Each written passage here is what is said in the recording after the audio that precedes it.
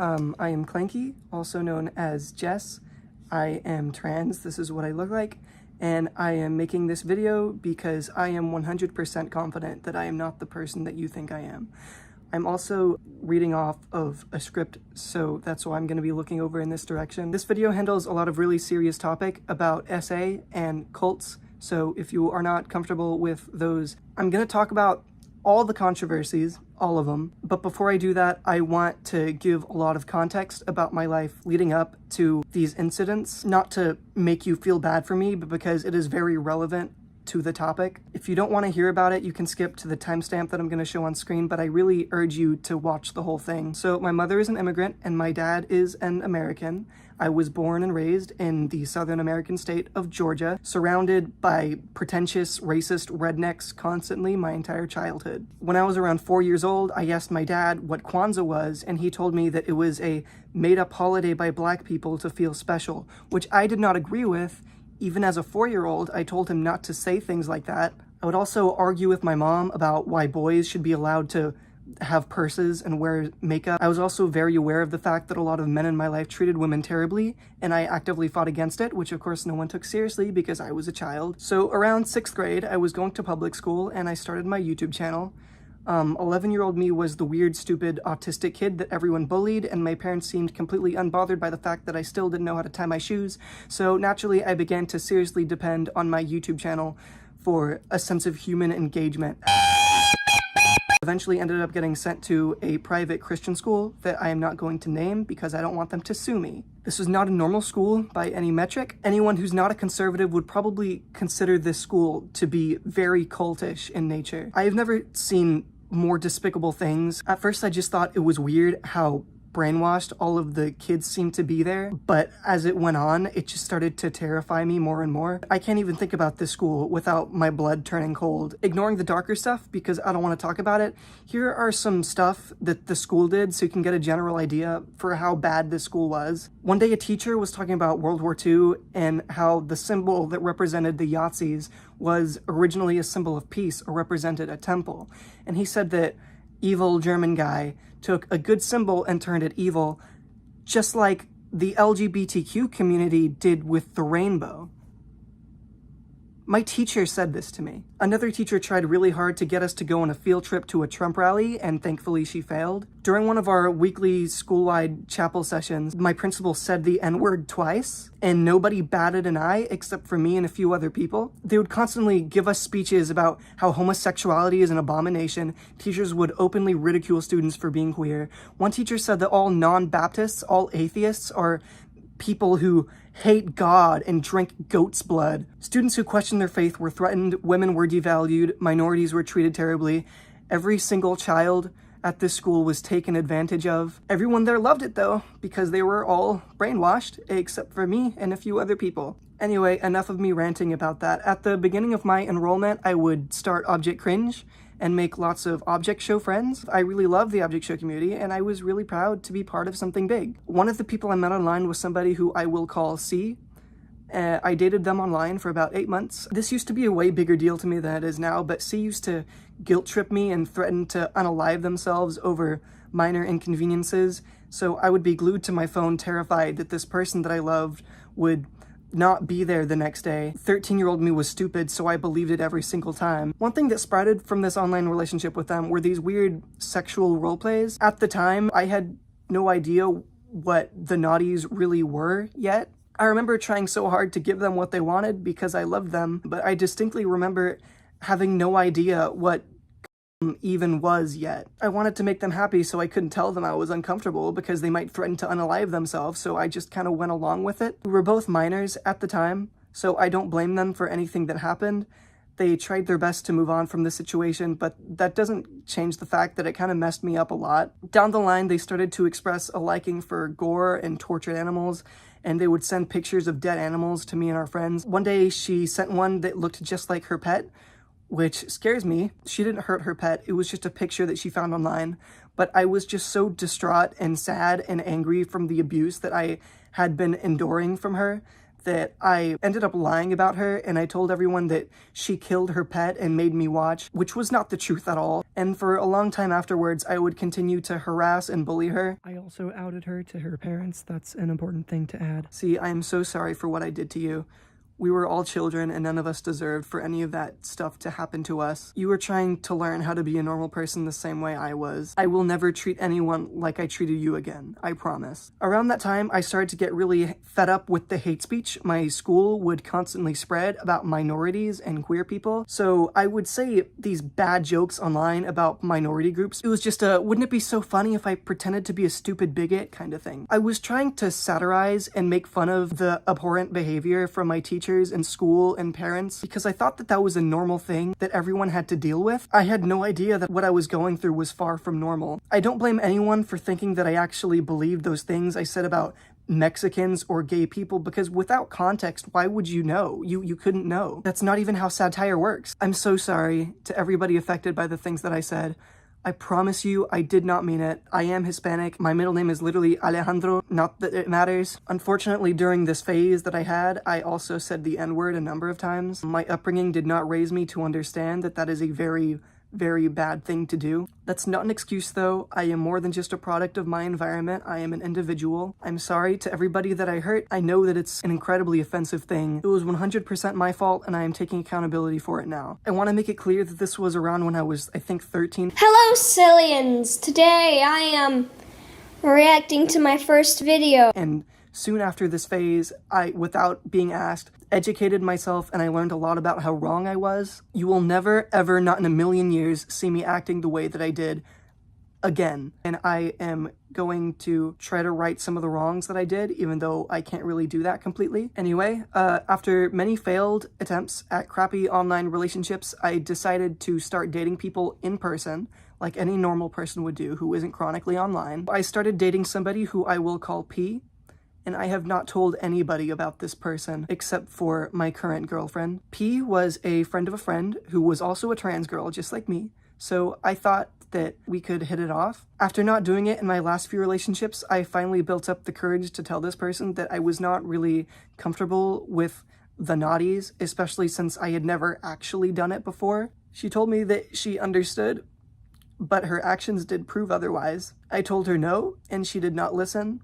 I told her I was in pain. She gritted her teeth and told me to just do it. While you were watching Object Cringe 20, I was getting raped. I'm pretty sure it was a little after this that I made some tweet about racism being bad, which provoked my ex, C, and her friends to start spreading those screenshots of me saying those racist things. I had it coming. I did learn to become a better person already. I knew that no one would understand that because most people don't have cult leaders trying to turn them racist. I was convinced that there was no explaining it, so all I could do was make a shitty apology and hope to sweep it under the rug, which I do regret to this day. Anyway, so here's the part of the video that most people probably skip to. I'm going to start talking about Dev. This is a very complicated and nuanced situation. I am going to show evidence, so just stick around, please. When I was around 15, turning 16, I think it was a few days after I turned 16 when I met Dev. I met Dev on TikTok. They had no idea what object shows were until I introduced it to them. This is important later. I thought that they were my age. I thought it was a normal relationship, and I was wrong. Dev was a very sexual person, which once again made me very uncomfortable. Within my second day of knowing them, they sent me some unsolicited photos without my consent. I need to stress this. They were not nudes. A lot of people are saying that they were nudes. They were not. But they were still inappropriate, and I told them I wanted them to not do that anymore. They continued to push and guilt trip me into partaking in these really nasty conversations. They made me incredibly uncomfortable. This was constantly, by the way, constantly. They would always fetishize me for being trans. They would sometimes randomly call me and do gross things into the microphone, which I hated. They would try to make me do certain things with them, and if I said no, they would get mad at me until I agreed. One time I called them out on it, and this is what they said. As I've said many times and will have to say again, I have a lot of sexual trauma, and that's where almost all of that came from. I didn't get mad. I was jokingly being extra. I do that a lot. So they are admitting to it. They are admitting to the things that I am saying. Sometimes they would try to get me to participate in their grape kink, which I refused. I didn't care how angry Dev got at me. There was no way I was letting them manipulate me into doing that, which I don't know how we would even do that anyway because it was an online relationship, but whatever. They were also a very shady person, and they liked to brag about how they ruined some of their exes' lives. They would very obviously try to set me up to look bad. This one time when we were on call, they were telling me to type these creepy messages begging them for stuff, which I was not comfortable doing, but I wanted to make them happy because they really wanted me to do it. Now, why would Dev do this? I'll tell you. It was a form of manipulation so that they could have those screenshots so that I would be too scared to leave them. I would never do something like this on my own accord, ever. If you think I would ever act like that, you have no idea who I am, and you are wrong in every single conceivable way. It's infuriating to me that people think that I am one with those creeps that I have despised since I was 4 years old. This relationship lasted about 2 weeks. One day, I realized that there was a very important question that I forgot to ask Dev. I asked them immediately as I realized. I asked them, Dev, what grade are you going into? Into 8th. I was going into 10th grade. I broke up with them immediately because no fucking way am I doing that shit. That's nasty. They tried to convince me that it wasn't a bad age gap. It was 2.5 years, but they were still way too young for me. But I do also want to make it clear that this does not make me a groomer. I'm not a groomer in the same way that people who accidentally leave the stove on are not arsonists. I was very disappointed in myself because this person who was sexually manipulating me was younger than I was.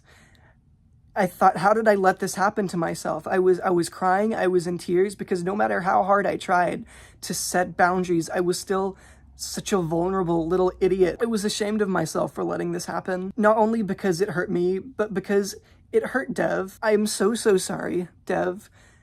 You did not deserve to have this experience in your life. I should have been more careful. I should have asked that question earlier so that we wouldn't have to know each other.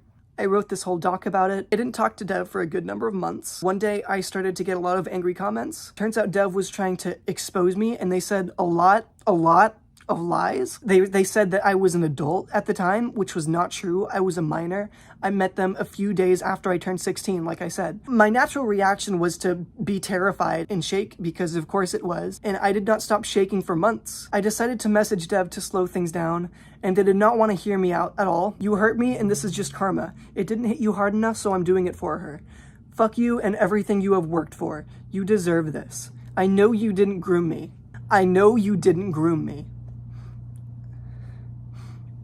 With what they said to me, it was clear that they were only doing this out of anger. I'm not defending Clinky at all at this point, but again, I don't like anybody involved in the situation. Deep down inside, I think Dev was just angry about Clinky breaking up with them and decided to spread some false information. That's right, you got it. Gold stars for you. Absolutely no one was there for me. I got desperate and started seeking comfort in people like Weeg, which I strongly regret doing. I was spiraling, my parents didn't care, my friends didn't care. I couldn't say anything without making myself sound defensive. Comments saying, I know what you did, you're a groomer, I want to watch you shoot yourself on stream. I hope you get so you know what it feels like. People comparing me to Epstein. At least we still have Burger Brawl. Tried to unalive myself, I chickened out, and then a few days later, Dev sends me this message. Jess, do you think we could start over? I don't want to fight anymore. I want to continue my life like it didn't happen. I'm making an object show, and I would love if you helped me or made characters. We can be friends. I know you never intended on grooming me. Even though I still believe you knew my age, I will give you the benefit of the doubt. Let's be friends unless you just want to stay away from each other. They wanted to make an object show. They wanted my help to make an object show. These are not the words of somebody who was groomed. I can't fight anymore. I'm giving up. You're fine. You didn't do anything wrong. You didn't know my age and you didn't want anything from me. You thought it was a normal relationship. I told them I really did try to treat you as well as I could until the very end. And they said, I know. Thank you for that. That's why it hurt a lot more than the other times. Because you treated me well. Thank you. Maybe I'd feel like I got some justice, but the more I posted about it, the angrier I got. And the more I felt like I didn't want you to have anything. And that anger is the reason we are where we are now. And I feel like shit because I ruined your life out of pure hatred. Maybe not even me being mad at you, but even myself. I took all of my hatred out on you. They admit to the fact that they lied and that they just wanted to ruin my life, but they still refuse to come out publicly. Please do not send hate to Dev because I know that they're trying to move on from this.